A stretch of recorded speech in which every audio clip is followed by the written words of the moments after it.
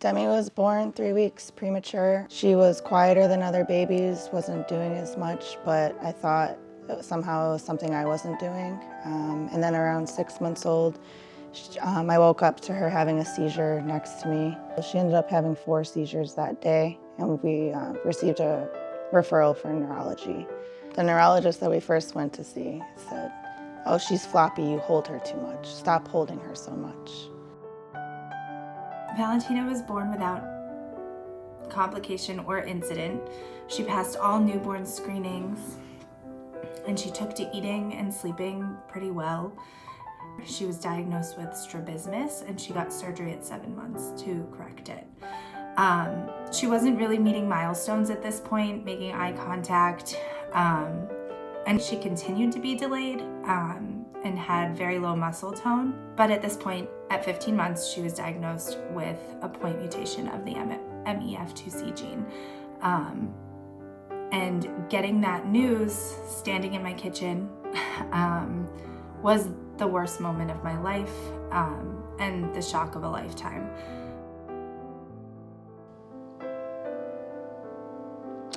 Our geneticist had called us. It was the end of COVID. She had wanted to talk to us pretty immediately after she got the results. And she said, he has this very specific microdeletion and very little is known about it.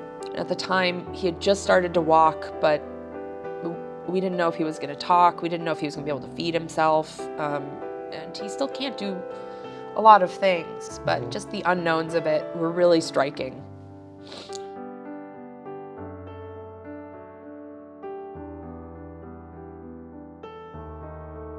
We probably didn't realize how far behind he was until about 9 months.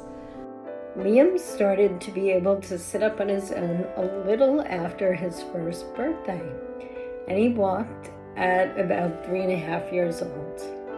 You cannot imagine the excitement that his accomplishments brought us. But this was our first child. We still had hope that all was okay.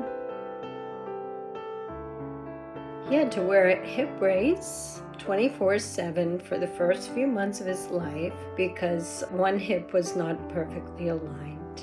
We attributed his motor skill delays, focus delays to the hip brace, and our pediatrician seemed to think everything was fine, even though he wasn't meeting any developmental milestones. She has a normal brain, a normal body. Everything works. What is this invisible thing inside of her that's causing this? Just being so alone and being told we'd never meet another family who has this. So neurology checked genetics, and about a year later we got the results back and it said MEF2C. Didn't know what that meant, went on Google looking everywhere. There was minimal information. And then I realized she's not just gonna catch back up. My hope is that she can learn to communicate. Even just to be able to say, "I love you, Mom," would make my life. You know, you're always thinking about the future. What is Darwin gonna be like when he's 10, when he's 15, when he's 30, when he's 50? And what are we gonna do to make sure that Darwin is taken care of and that he has as productive and happy of a life that he can have? Our son Liam was recently diagnosed with a pathogenic mutation on the MEF2C gene.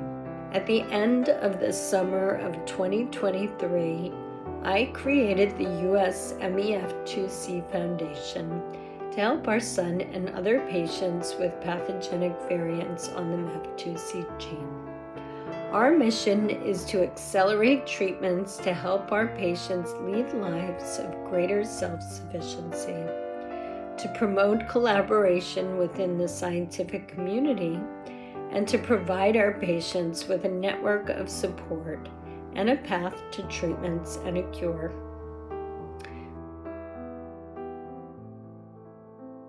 After diagnosis of autism at age 3, and several years following of countless hours of all kinds of therapies, it was clear that there was something profound holding him back.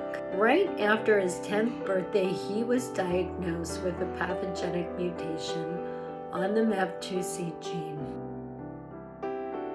There was no real information on what we could do about this disorder. There were no treatment options. There was not a lot of information about mutations on the MEF2C gene.